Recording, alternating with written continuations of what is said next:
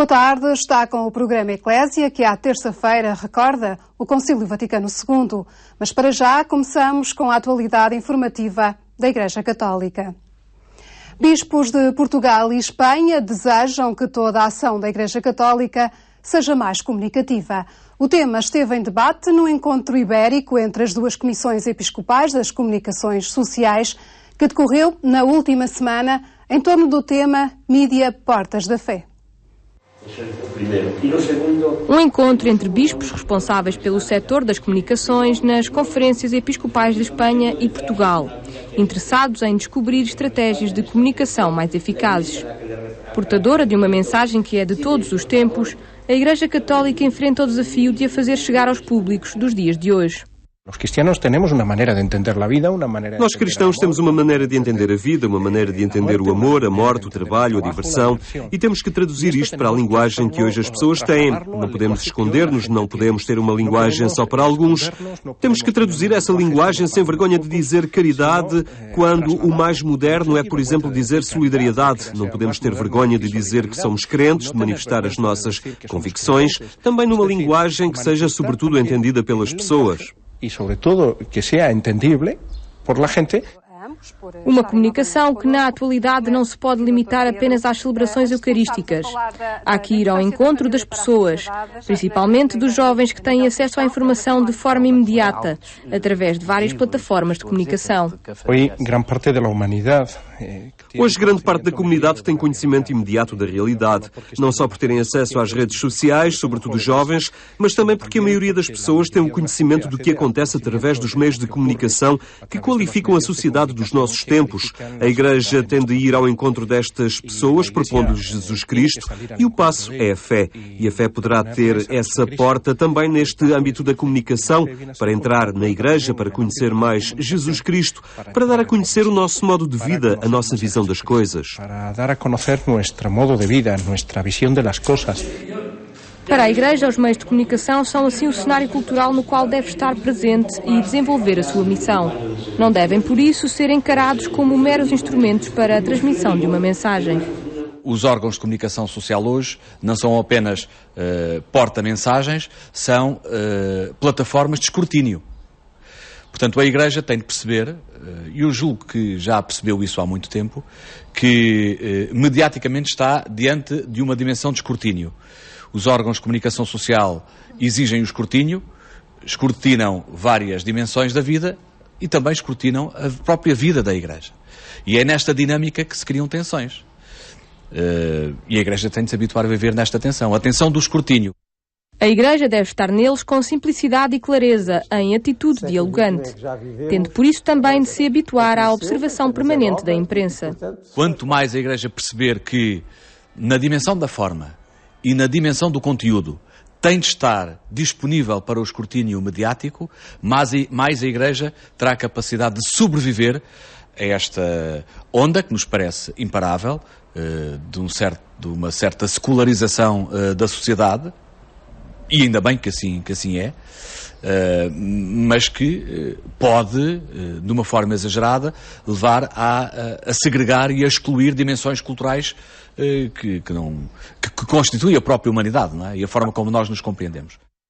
Para lidar melhor com esse escrutínio constante, toda a ação pastoral da Igreja tem de ser mais comunicativa, passando a ser um elemento transversal das diversas estruturas eclesiais. A consideração eclesial da comunicação social tem, por isso, uma dupla missão.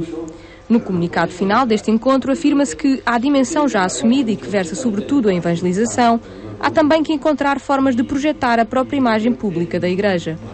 Temos que, em primeiro lugar, incentivar a boa utilização de todos os suportes, de todos os meios de comunicação que as novas tecnologias e as tecnologias mais tradicionais põem à nossa disposição.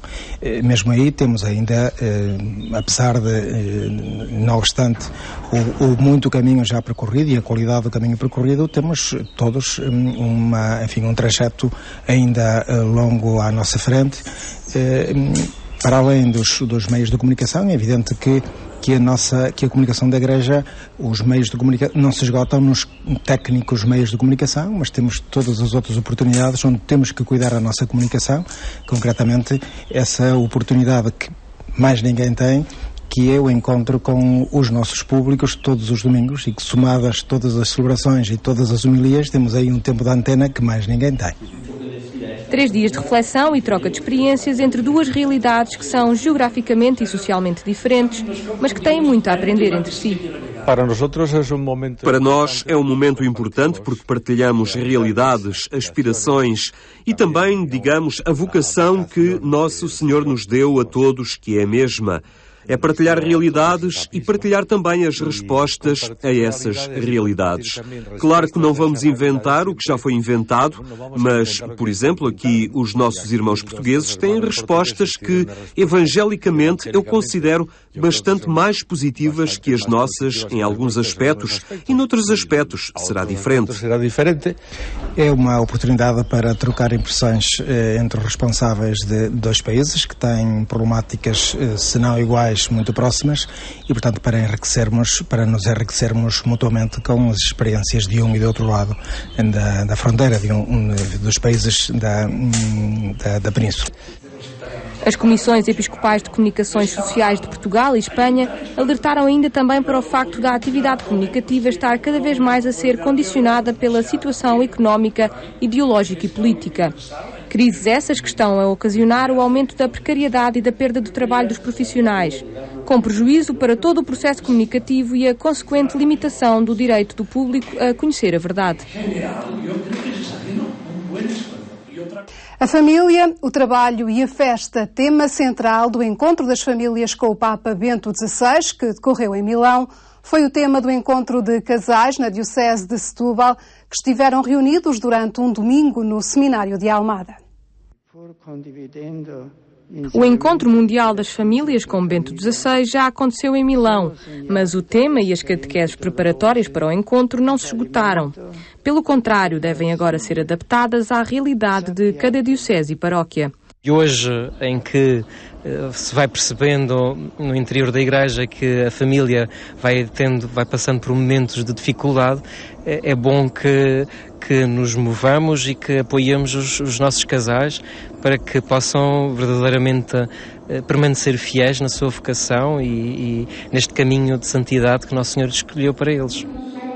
Em tempos conturbados a nível social, económico e laboral, o trabalho ganha tempo ao convívio familiar. Encontrar um equilíbrio entre estas duas dimensões é essencial para a família. De facto, o trabalho não tem que ser, não é, na sua origem, primordialmente, para ser uma pena, para ser um custo, mas esta dimensão de, através do trabalho, podermos contribuir para, enfim, ir completando no dia-a-dia o trabalho de Deus, da criação, e construirmos também, por essa via, a nossa passagem aqui pela Terra, é algo de muito particular e que, se nós vermos o trabalho dessa forma, acho que os nossos dias de trabalho passam a ser uma coisa diferente. O trabalho eu vejo como um dom e neste momento de crise eu acho que ainda damos maior valor a termos trabalho, a podermos ajudar os outros e para mim isso é uma festa, é um momento de alegria e portanto faço essa ligação de trabalho, a família que está por trás disto tudo e o Pai do Céu, a comunhão, nesta dimensão de festa. Trabalho, família e festa, 3 vetores que se interligam e completam, fazendo parte do dia-a-dia de todas as famílias. Estes 3 polos são 3 polos fundamentais na nossa existência humana e todos nós, de alguma maneira, partilhamos deles, faz parte da nossa estrutura antropológica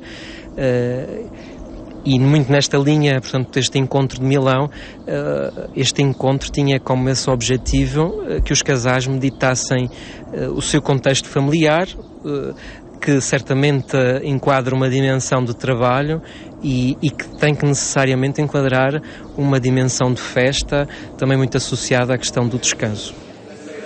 Neste encontro promovido pela Pastoral da Vocacional da Diocese de Setúbal, pretendia-se que os casais conversassem entre si, trocassem experiências e ideias de como gerir estas 3 dimensões. Cria uma unidade. Acho que sem estas dimensões, um casal cristão não vive a dimensão de comunhão integral.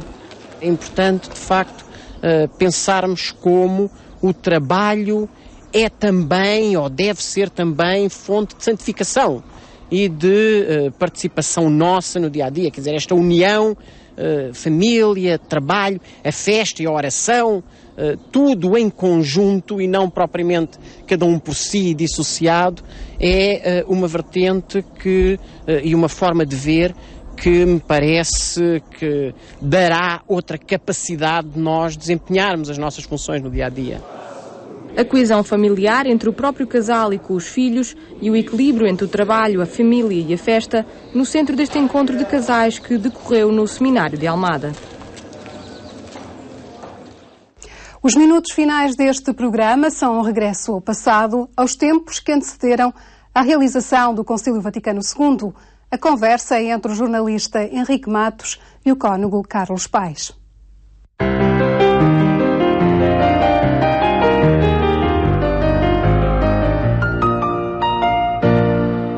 Olá, boa tarde. Regressa este espaço que olha a realidade ocorrida 50 anos atrás, meses antes da convocação do Concílio, tomar o pulso a essa igreja, a esse dinamismo pastoral, uma tarefa que realizamos com o apoio do cônego Carlos Paes, pároco da Igreja de São João de Deus, em Lisboa, especialista em questões relacionadas com o pastoral e também presidente do Cabildo da sede de Lisboa. Obrigado por estar connosco uma vez mais neste espaço. É também, ou desempenhou essas funções de mestre de cerimónias e um dos sinais mais visíveis, ou que as pessoas guardarão mais na sua memória, é o facto de a Eucaristia passar a ser celebrada nas línguas de cada povo. O latim não desapareceu, mas pronto, ficou com uma presença mais residual na liturgia, e foi daquelas mudanças talvez mais radicais, mais visíveis para as próprias comunidades cristãs. Podemos dizer que o Concílio apresenta uma liturgia em transformação que com a preocupação de levar as pessoas a compreender o que ali se estava a passar e penetrarem mais facilmente naquele mistério, do que ali se celebrava. Sim. A linguagem litúrgica, a liturgia é uma linguagem riquíssima. É um formato cultural, uma liturgia é um formato cultural do mais expressivo que o espírito humano criou. Às vezes nós não pensamos nisso, mas toda a força simbólica que se congrega ali numa celebração litúrgica é qualquer coisa de extraordinário. E, portanto, não há dúvida que se eu quero revelar, manifestar o que é que eu sou como comunidade cristã, o melhor que eu posso fazer é uma liturgia. Porque é a expressão simbólica, linguística, mais rica que eu tenho para fazer essa comunicação. E, portanto, por trás de qualquer formato litúrgico que eu adote, está sempre uma teologia, uma pastoral, uma compreensão do mistério. Está também presente qual é a missão que eu me considero investido, onde é que eu quero chegar, de onde é que eu venho. E, portanto, não admira que uma das grandes reformas do Concílio tenha sido a reforma da liturgia. Porque se o Concílio refez toda a compreensão que tinha do mistério cristão, a melhor forma para depois universalizar, manifestar, revelar essa autocompreensão que a Igreja tinha de si mesma era a liturgia. E isto ainda hoje continua a ser assim, não é? Quer dizer, eu percebo. Enfim, nós também nos habituamos a fazer esta leitura, mas não é exatamente a mesma coisa. Uma celebração da Semana Santa, por exemplo, ou do Natal, presidida por João Paulo II, ou uma celebração do mesmo mistério presidida por Bento XVI. E quem estiver atento nota que há ali sinais que traduzem uma sensibilidade maior a isto ou aquilo, que eu também, com a experiência que tenho de mestres de cerimónias, gostaria que não fossem os mais evidentes, não é? Porque às vezes há ali assim, digamos, um certo... Quer dizer, há formatos um bocadinho arcaizantes e que são expressão de uma outra compreensão do mistério, onde isso avultava, mas isso não é o principal, nem pouco mais ou menos. E a abertura que João Paulo II fez, nomeadamente a adoção de formatos religiosos que nem sequer faziam parte da nossa tradição, mas que também podiam contribuir naquele mistério, que é, acima de tudo, o mistério do reconhecimento e da adoração de Deus Pai, e ao mesmo tempo do serviço da humanidade. Então João Paulo II não tinha qualquer dúvida em que eles fossem adotados, e ao seu lado tinha grandes mestres de cerimónias que percebiam isso.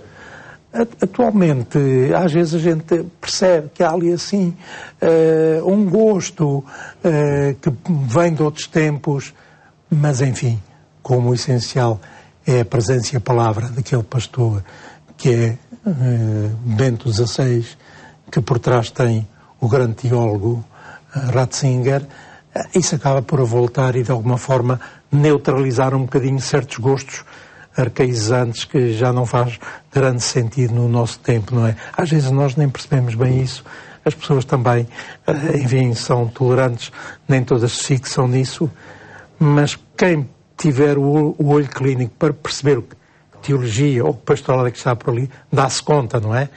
E pode desejar que a intuição de há 50 anos atrás não seja abafada por digamos, às vezes até quase um retrocesso, não é?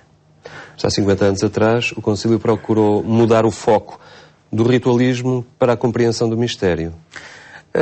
Sim. Trata-se...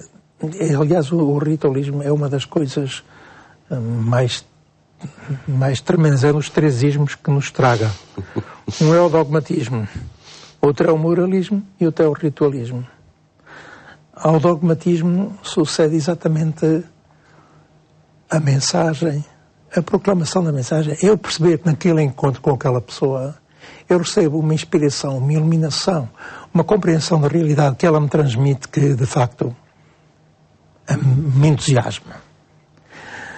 E o essencial nessa mensagem é precisamente a mensagem do encontro, numa comunicação amorosa, de um rasgar de perspectivas, de um alargar o nosso arco de compreensão, que às vezes é muito estreito, e nos fazer perceber que Deus anda a pensar nisto antes da criação do mundo e que projeta isto para lá de todas as finalidades que a gente possa achar que é o encerramento da história. Não é nada disso. Não é?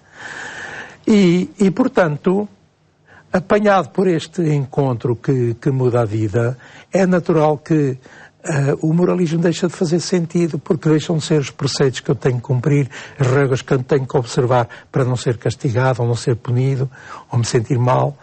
Passa a ser a minha forma de corresponder a este encontro fantástico que eu tive com alguém que me deu perspectivas de vida extraordinárias. E se realmente isto está a acontecer, é natural que eu aproveite todas as oportunidades para celebrar isto. E, portanto, não é um ritual, é uma celebração. Quer dizer, para mim não há duas missas iguais, porque cada celebração é única. Às vezes, enfim, os liturgistas, e eu também tenho algum papel aí, mas às vezes quem prepara as coisas gosta de saber tudo, ter tudo previsto. E saber que naquele segundo faz assim, e depois toca-se ali, acende-se acolá, e mexe para além. É assim, meu caro, uma celebração é uma celebração, é um acontecimento. É um acontecimento onde eu estou presente, não como o agente principal, mas como um agente decisivo. E, portanto, eu não posso dizer até o fim exatamente o que é que vai acontecer em cada segundo, porque as coisas estão a acontecer, a vida está a nascer e está a ser celebrada, e as pessoas não são sempre as mesmas, e, portanto, o ritualismo como ritualismo não faz sentido, isso não existe. Embora a gente às vezes queira transformar. Portanto, a liturgia deve caminhar também na sensibilidade à comunidade, àquilo que é o ritmo de caminhada da própria comunidade. É evidente, quer dizer... E não o contrário. Às vezes dá vontade de perguntar às pessoas o que é que viram aqui fazer. Está bem. Porque uma liturgia tem pelo menos duas vertentes. Memória e projeto. Tudo que é memória a gente normalmente sabemos fazer e até exigimos, porque é da tradição. Mas é também projeto. E às vezes dá vontade de dizer, tiveram que celebrar, mas eu vim para a porta e perguntar, então e agora, qual é o vosso projeto? O que é que vocês tiveram que fazer? O que é que levam daqui como programa de vida? Às vezes olham para mim assim, com cara de parvo, não é? O que é que é? A memória volta cá para a semana, não é? Mas a liturgia não é isso. E só assim é que se consegue aquela expressão da Assembleia celebrante, não é? Só aí é que ganha sentido, quando há uma sintonia entre as duas realidades.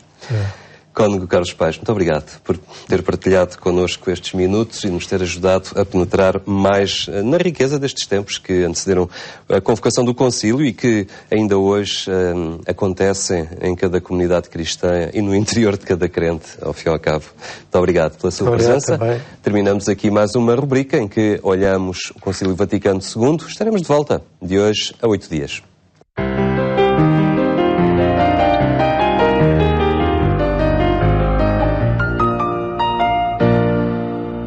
Foram estes os conteúdos que preparámos para si. Ficarão também disponíveis na página multimédia da Igreja Católica, que junta Eclésia Televisão, Eclésia Rádio e Eclésia Agência de Informação. Fique bem e até amanhã, se Deus quiser.